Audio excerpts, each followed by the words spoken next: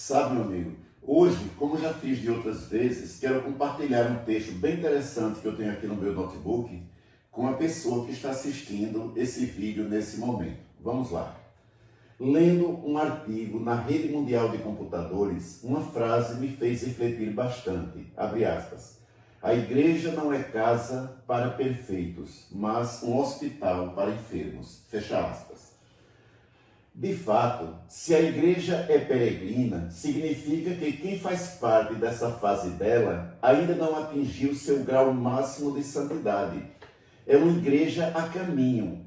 Se ela não precisasse buscar mais nada, não teria mais sentido desistir temporalmente.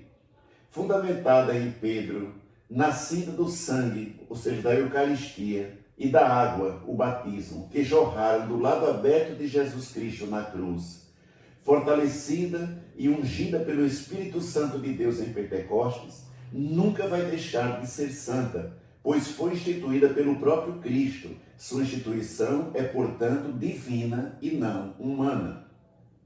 Por outro lado, ela, a igreja, apesar de ser o corpo místico do qual Jesus Cristo é a cabeça, mesmo sendo guiada pelo Espírito Santo, é administrada pelo ser humano. Daí dizer que mesmo sendo santa, ela é pecadora. Afirmar que a igreja é pecadora não é dizer que ela viva no pecado, mas admitir que seus membros, independentemente de quem sejam, sendo humanos e não divinos, estão sujeitos ao pecado, estão num processo contínuo de conversão. A santidade de um não justifica o pecado do outro. Igualmente, o pecado de um não diminui a santidade do outro.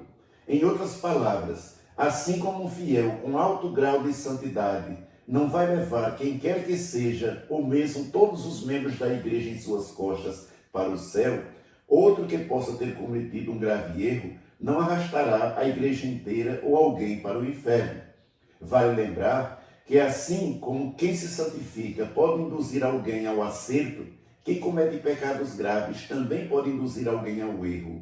Porém, é no íntimo do seu coração que cada pessoa decide seu rumo, sua vida. Por isso mesmo que o todo jamais pode ser julgado por uma de suas partes. É certo que o escândalo, ou seja, o pecado principalmente grave, dilacera muito o corpo. Jesus Cristo nos preveniu sobre isso quando disse, abre aspas, é inevitável que haja escândalos, mas ai daqueles que o causar, acautelai-vos, fecha aspas. Isso está em Lucas capítulo 17, versículo 1 e 3. Em hipótese alguma, alguém pode argumentar como razão principal de ter se afastado da igreja o pecado de algum de seus membros. Este pecado certamente que contribuiu, mas não foi o principal. Pode até ser a puxada no gatilho que estava faltando para o distanciamento do fiel. Mas, na verdade, quando um membro da igreja se afasta, está apenas concluindo um processo que já teve início há tempos. A falta de engajamento, a falta de interesse, a falta de compromisso com a palavra de Deus, o descuido para com a oração, particularmente a oração maior da igreja, a Santa Eucaristia, a não procura, a não valorização do sacramento da penitência, o não ver o próximo como extensão de si mesmo, etc, etc.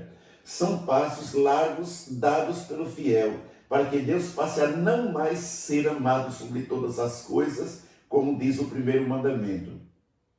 Enquanto o tempo passa, esse distanciamento provoca progressivamente uma espécie de anestésico espiritual na vida do fiel. A somatória de tudo isso já se sabe no que vai resultar, o afastamento da igreja de Deus.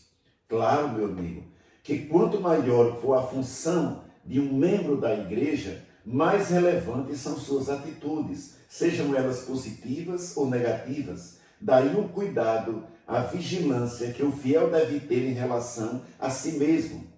Mais que olhar para os outros em busca de suas falhas, faz-se necessário olhar para dentro de si próprio. O fiel deve, portanto, olhar para a igreja focado no seu interesse maior, não os membros dela, mas sua cabeça, que é Jesus Cristo. Se o foco for outro, certamente a deixará. O nosso próprio existencial nos ensina que quando mudamos nossa atenção principal para fora do que quer que seja que estejamos fazendo, quer ou querendo, tenderemos ao fracasso. A igreja deve ser vista assim como essa mãe acolhedora, esse hospital para enfermos sedentos de santidade. No centro dela não está sua hierarquia, seus grupos, seus movimentos pastorais, mas Jesus Cristo, verdadeiramente homem e verdadeiramente Deus. Logicamente que seus membros devem se esforçarem por promover um ambiente acolhedor, tal o colo de uma mãe amorosa que acolhe seus filhos e filhas. E é nesse colo que a mãe igreja vai procurar ser canal para que a Trindade Santa sare, cure as suas feridas, as feridas de seus membros, promova condições para que estes sintam a ação do amor misericordioso de Deus em suas vidas. Nós dois concordamos com tudo isso que está nesse texto, porque somos apenas um.